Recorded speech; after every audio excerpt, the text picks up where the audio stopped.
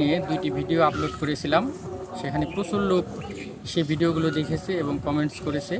তারা এই ভিডিওর আমরা যে প্যানেল লাগিয়েছি ছাদে সোলার প্যানেল, তার বিস্তারিত জানতে চেয়েছেন।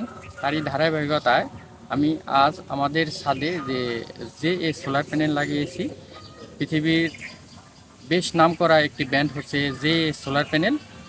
আমরা যে সোলার প্যানেলের 5টি প্যানেল লাগিয়েছি, এখানে আপনারা দেখতে পাচ্ছেন। এই 5টি প্যানেলের সাহায্যে আমরা 3000 কিলোওয়াটের একটি অফগ্রিড মেশিন এখান থেকে চালাই।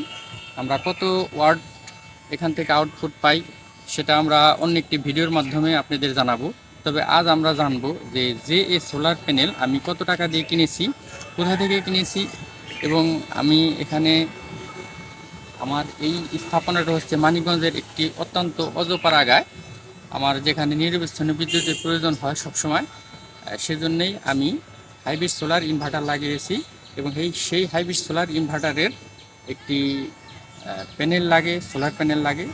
তার সেই সোলার প্যানেলটা হচ্ছে আমাদের জে এ সোলার প্যানেল। এই যে সোলার প্যানেলের একটি প্যানেল এখানে আছে 545 ওয়াট করে। 545 ওয়াটের 5টা সোলার প্যানেল আমরা এখানে স্থাপন করেছি। সেখান থেকে আমরা সারাদিনের যে আমাদের বিদ্যুৎ খরচ হয়, আমরা এখান থেকে সূর্যের তাপের সাহায্যে সেই বিদ্যুৎ উৎপন্ন করে হাইব্রিড ইনভার্টারের সাহায্যে আমাদের যন্ত্রপাতি ইলেকট্রিক যে মেশিনগুলো আছে সেগুলো আমরা চালাই। আমি সেই যে সোলার প্যানেলের বিস্তারিত আপনাদের সাথে আজ শেয়ার করব। আমি এটা কোথা থেকে কিনেছি আমরা এটা আগে দেখে নিই। এই যে সোলার প্যানেলের যে লোগো আছে, বারকোড আছে, সেই বারকোড দিয়ে কীভাবে আমরা ইন্টারনেট থেকে আমরা এটা সার্চ করবো, জানবো যে এটা এ গ্রেডের সোলার প্যানেল কিনা। তা আমার সাথে থাকুন, দেখতে থাকুন আমরা কীভাবে সেটা নেট থেকে সার্চ করে জানাই। এই যে আপনারা দেখতে পাচ্ছেন এই বারকোড দিয়ে আমরা যে সোলার প্যানেলের যে ওয়েবসাইট আছে সেখান থেকে আমরা এটা জানতে পারবো এটা এ গ্রেডের সোলার প্যানেল কিনা। এই যে আপনারা দেখতে পাচ্ছেন এখানে যে বারকোড নাম্বারটা আছে সেটা কিন্তু খোদাই করা ভিতরে, গ্লাসের ভিতরে। এই বারকোড নাম্বারটা দিয়ে আমরা পরীক্ষা করব এই সোলার প্যানেলটা এ গ্রেডের সোলার প্যানেল কিনা। 5টা সোলার প্যানেল আমাদের এখানে একদম সারিবদ্ধভাবে লাগানো হয়েছে। সোলার গ্রিড টেস্ট করব আমাদের যে বারকোডে যে নাম্বারটা আছে সেই নাম্বার দিয়ে। যে সোলার মডিউল অথেন্টিসিটি, এখানে আমরা please enter the product barcode. তারপর এখানে বারকোড নাম্বারটা দিব।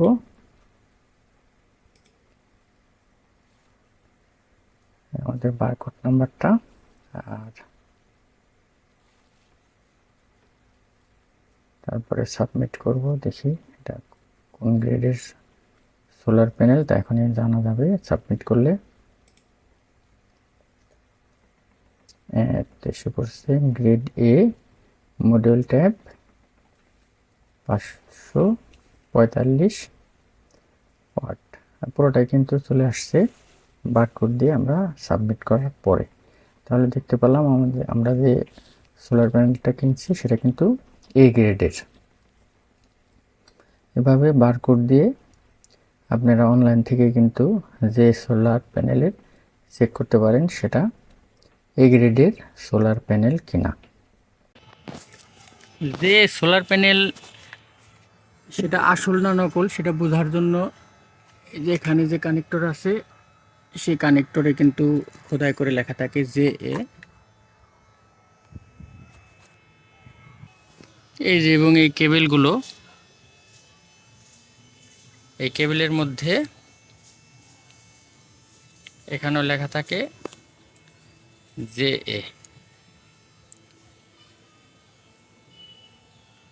যে সোলার টেকনোলজি কোম্পানি লিমিটেড।